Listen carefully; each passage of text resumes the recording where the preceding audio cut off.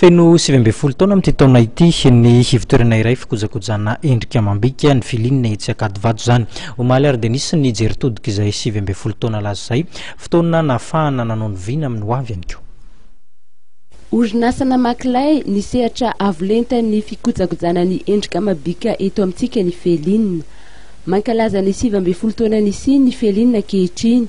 Nisy arak'izany ny fionana tamin'ny mpampalala vaovao izay notanterahana omaly tetsy amin'ny felinina Ankadivato.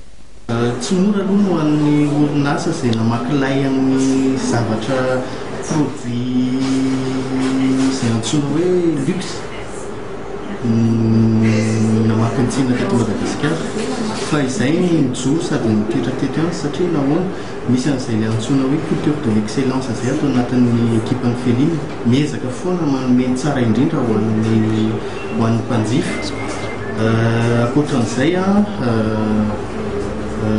tsy mitsahatra izay mikavaka fomba hafa ahafahana manome fahafampony ny mpanjifanay ato amin'ny felinina.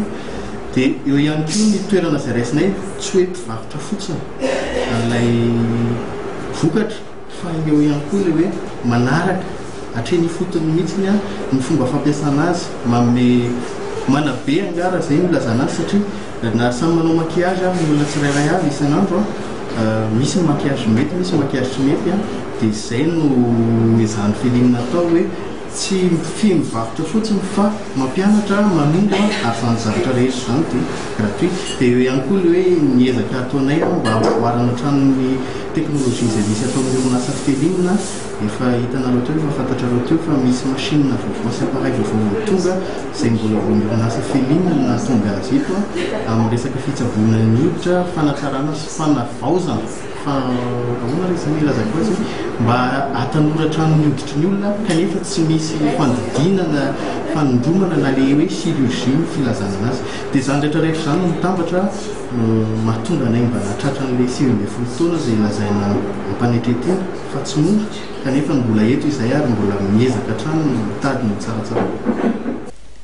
Ankoatra ny fanaovana jeritodika ny tantara izay nanamarika ny felinina dia nisy ihany koa ny fampafantarana ireo vokatra samihafa misy eo aminy izay ahitana ireo marika iraisam-pirenena fanta-daza raha tsy lasa afa-tsy ny Christian Dior, Yves Saint Laurent, Guerlain, Chanel, Lancôme, Givenchy, Clarins sy ny maro hafa koa.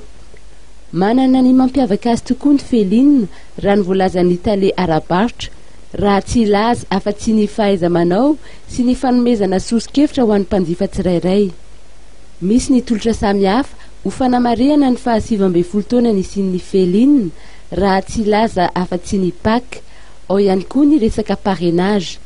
Raha miparene na mihay olona 5 ny mpanjifan'ny felinina iray ka mividy entana mihoatra ny 4,000 ariary tsirairay ireo olona 5 ireo dia mahazo adiny 2 ao amin'ny open service offert ilay mpiay na parrain.